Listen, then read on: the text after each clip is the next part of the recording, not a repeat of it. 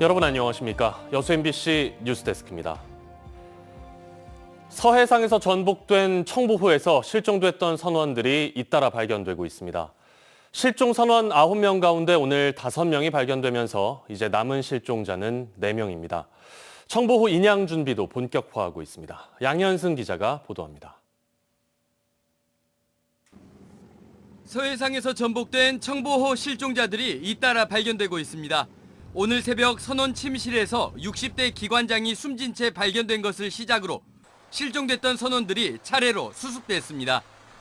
선내 선원 침실 입구 우연 쪽에서 이불, 그물, 로프 등 사이에 사람으로 추정되는 물체가 확인되어 배 안에서 마지막으로 목격된 선원들이 미처 배 밖으로 빠져나오지 못한 것으로 보입니다. 시도를 했기 때문에 기관실에서 발견된 장소로까지 가려면 5, 6m를 이동을 해야 돼요. 선체 내부에서 실종자들이 잇따라 수습되면서 나머지 선원들도 선내에 있을 가능성이 커졌습니다. 해경과 해군은 함정과 민간어선, 항공기 등을 투입해 선체 내부와 선체 주변 수십 킬로미터를 수색하고 있습니다.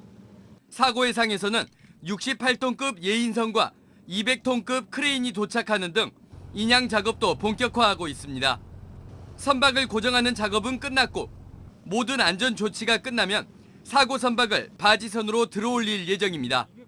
해경은 기상 여건 때문에 인양이 어려워지면 청보호를 물살이 잔잔한 안전지대로 이동시켜 인양하는 방식도 검토하고 있습니다. MBC 뉴스 양현승입니다. 여수세계 박람회장 공공개발을 추진할 새로운 조직체계에 대해 지역의 관심이 높아지고 있습니다. 사후 활용의 성패를 좌우할 수 있는 핵심 사안이기 때문인데요. 최근 용역사가 자회사를 설립하는 방안을 제시하면서 지역사회가 반발하고 나섰고 해수부도 재검토를 지시했습니다. 문형철 기자입니다. 여수 박람회장 사후 활용 주체를 박람회재단에서 여수광양항만공사로 변경하기 위해 지난해 말부터 활동에 들어간 이관위원회. 최근 열린 2차 회의에서는 사후 활용을 맡을 조직을 어떻게 구성할지에 대한 중간 보고가 이루어졌습니다. 용역사 측이 제시한 안은 크게 4가지. 이 가운데 3가지는 자회사를 만들어 박람회장 개발에 전부 또는 일부를 맡기거나 항만공사와 자회사가 수익을 배분하는 형태입니다. 이렇게 자회사 설립을 통한 사후 활용에 방점이 찍힌 건 공공기관 정원 확대에 부정적인 기재부를 의식한 것으로 지역사회에서는 반발이 터져나오고 있습니다. 현재 재단이 박람회장 운영을 맡는 것과 다르지 않고 충실한 사후 활용을 기대할 수 없다는 이유에서입니다. 다행인 건 해수부도 이 같은 의견에 공감하고 있다는 겁니다. 이관 위원장을 맡고 있는 송상근 차관은 조직 구성에 대한 내용을 원점에서 재검토하고 지역의 의견을 수렴해 새로운 안을 제시할 것을 요구한 것으로 알려졌습니다. 이에 따라 용역사는 조만간 지역을 방문해 간담회를 진행할 예정인데 시민단체는 자회사나 수익 중심의 조직 구성안에 대해 강경하게 대응하겠다는 입장을 밝히고 있습니다. 어떻게 하면 최소한의 비용으로 큰 효과를 얻을 건가 이런 관점에서만 바라보게 되는데 이건 박람회장은 그런 문제가 아니기 때문에 직영체제로 가서 힘있게 이걸 운영을 해줘야 된다 하는 것이 이제 저희들 주장인 거죠. 지역의 의견을 반영한 새로운 조직 구성안은 이달 말쯤 나올 것으로 보입니다. 이에 앞서 20여 개 시민단체는 회의를 갖고 재단 직원들의 직고용 등 구체적인 요구사항을 정리해 용역사에 전달할 예정입니다. MBC 뉴스 문형철입니다. 더불어민주당 김회재 의원이 여순사건 유족에게도 생활의료지원금을 지급하는 여순사건 특별법 개정안을 대표 발의했습니다. 더불어민주당 김회재 의원은 지난해 시행된 여순사건 특별법은 희생자들에게만 생활의료지원금을 지급하도록 돼 있다며 유족들도 생활의료지원금을 받을 수 있도록 하는 내용의 여순사건 특별법 개정안을 대표 발의했습니다. 김 의원은 이번 개정안에 여순사건 당시 사망했음에도 여전히 행방불명으로 처리돼 있거나 가족관계가 등록되지 않아 희생자와 관계가 인정되지 않는 경우 실종신고나 인지청구의소를 제기할 수 있도록 하는 특례 조항도 포함됐습니다. 전남도의회 이광일 의원이 여수 경도 관광단지 조성 사업에 조속한 추진을 촉구했습니다. 전남도의회 경제관광문화위원회 이광일 의원은 여수 경도 해양관광단지 조성 사업이 전남관광 활성화에 허브 역할을 하게 되는 사업임에도 금리 등 여러 가지 이유로 조성이 지연되고 있다며 광양경제청과 전남도가 적극적인 의견 개진 등을 통해 행동에 나서야 한다고 촉구했습니다. 경도 해양관광단지 조성 사업은 미래에셋그룹이 1조 5천억 원을 투자해 호텔과 콘도, 워터파크 등 복합 해양 리조트를 건설하는 사업입니다.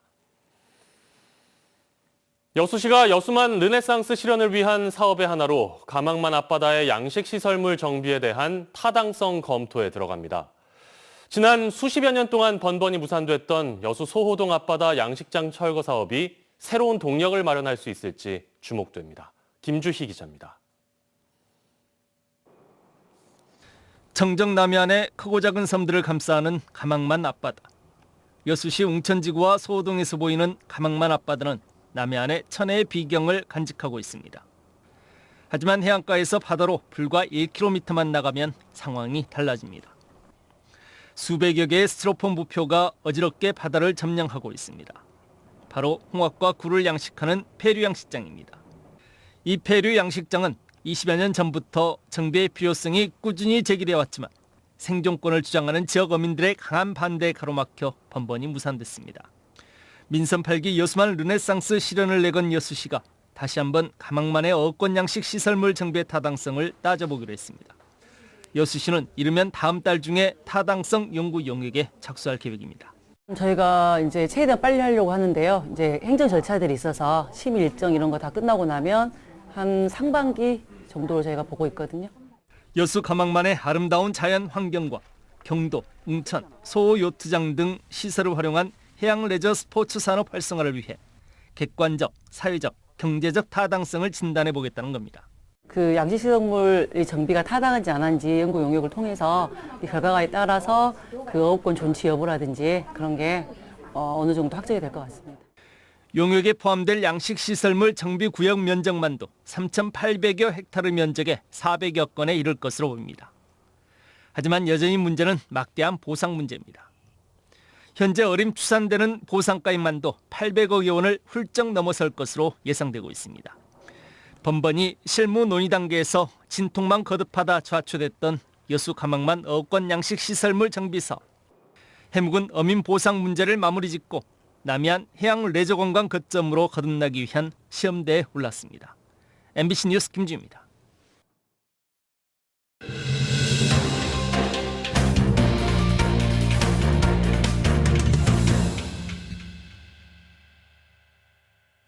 학생 수가 계속 줄면서 초등학교가 폐교되는 경우는 종종 있었는데요. 이제는 중고등학교까지 문을 닫고 있습니다. 3년 동안 학생이 없으면 폐교 절차에 들어가는 학교들에 박종호 기자가 다녀왔습니다. 전남 영암에 있는 미암 중학교입니다. 전교생은 올해 3학년에 올라가는 학생 2명뿐. 그런데 모두 인근 학교로 전학을 갔고 3년째 신입생이었다 보니 결국 휴교가 결정됐습니다. 2023년 3월 1일자부터 이제 휴교돼 있습니다. 제 생각에도 이 폐교 절차를 밟지 않을까 그 생각이 듭니다. 계속해서 입학생이 없으면. 특성화고인 고흥 영주고등학교도 사정은 마찬가지. 자동차 학과를 만들어 한때 인기를 끌었지만 올해 3월 1일자로 휴교에 들어갑니다. 지난해 14명이 졸업을 한 뒤 학생 수가 0명이 됐기 때문입니다. 전남 지역 중고등학교 가운데 학교 통폐합으로 일부 학교가 문을 닫거나 섬 지역 분교가 폐교된 사례는 그동안 있었습니다. 하지만 본교 휴교 결정은 이번이 처음입니다. 앞으로 3년 동안 신입생이 없을 경우 폐교 절차를 밟게 됩니다. 학교가 사라질 수 있다는 소식에 지역민들은 안타까워하고 있습니다. 학교가 없어져 버린다는 게 아마 모든 선배들도 다 서운해할 것 같아요. 최근 10년 동안 문을 닫은 학교는 전남에서만 88곳. 학생 수 감소로 이제 초등학교에 이어 중고등학교까지 점차 사라져가고 있습니다. MBC 뉴스 박종호입니다.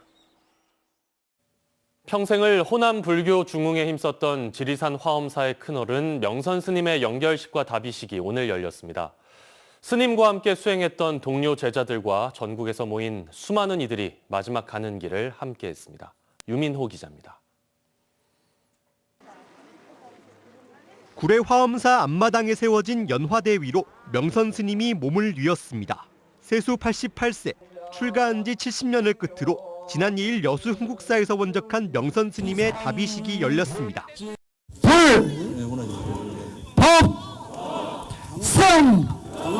하와해 주십시오. 장작과 상여에 불이 붙기 시작하고 검은 연기와 재가 파란 하늘에 날립니다. 함께 수행했던 스승과 동료 제자들은 연신 나무아미타불을 외며 스님이 극락세계에서 다시 태어나길 빌었습니다. 명선 스님의 마지막 여정을 함께하기 위해 이곳 화엄사에는 조문객 2,000명이 몰렸습니다. 원적에 드셔서 너무 그 소식을 듣고 너무 마음은 아프고 가슴은 슬프지만 또 저희 이렇게 중생들에게 빛으로 오실 거라는 믿음으로 한국전쟁의 참혹한 모습을 보고 고뇌 끝에 출가한 뒤 한평생 수행을 게을리하지 않았고 전국의 선원에서 배운 진리를 몸소 실천하며 존경받았습니다. 그리고 항상 한 번도 예경을 빠진 적이 없어요. 아침 예불을. 그래서 부지런히 정진하실 것을 항상 젊은 시절에 말씀을 많이 해주셨죠. 명선 스님은 지난 1985년 여수 흥국사 주지로 부임해 대웅전 등 여러 문화재를 되살리는 데 힘썼습니다.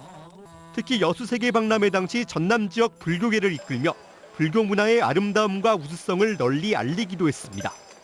지리산처럼 높은 덕은 천추의 모범이요 남해 바다처럼 넓은 정신은 망고의 기감이 되리라.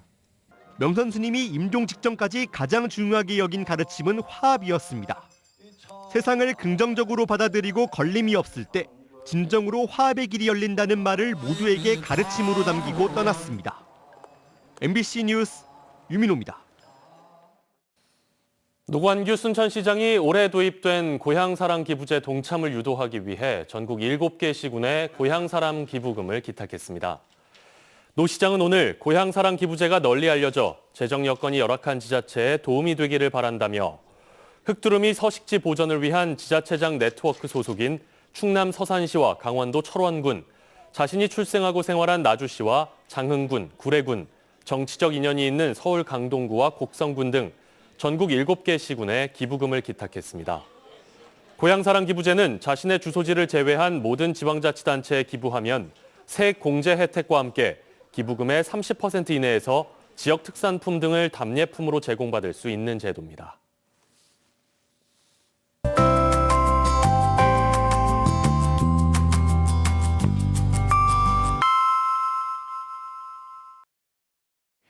날씨와 생활정보 정리해드리는 생활포커스입니다. 내륙과 멀리 떨어진 어촌 지역에서는 어업용 장비나 부품을 점검하거나 수리하기가 참 어려운데요. 앞으로 이동수리소를 이용하시면 되겠습니다. 전남도 해양수산과학원은 오는 16일까지 희망업체와 어촌계를 모집하고 3월부터 운영에 들어갈 예정입니다. 고흥군이 농식품부의 스마트 축산 시범단지로 선정됐습니다. 이에 따라 2027년까지 고흥 도덕면 일대에 335억 원을 투입해 한우 2,500마리 규모의 스마트 축산 시설이 조성됩니다. 순천대학교 인문학술원이 지난 3일 아시아 태평양 전쟁과 한국 전쟁의 경험과 기억이란 주제로 온라인 학술대회를 열었습니다. 학술대회 측은 전쟁의 경험과 기억이 어떤 과정을 통해 냉전체제를 구축했는지를 포착한 자리였다고 설명했습니다. 전남 동부 지역 오늘은 종일 흐리고 건조한 날이 이어졌습니다. 낮 기온은 최고 12도로 어제보다 조금 높았는데요. 내일은 구름 많다가 오후부터 맑아지겠습니다. 기온은 더 오르겠습니다. 종일 영상권 기온 보이겠지만 일교차는 크게 벌어지겠습니다.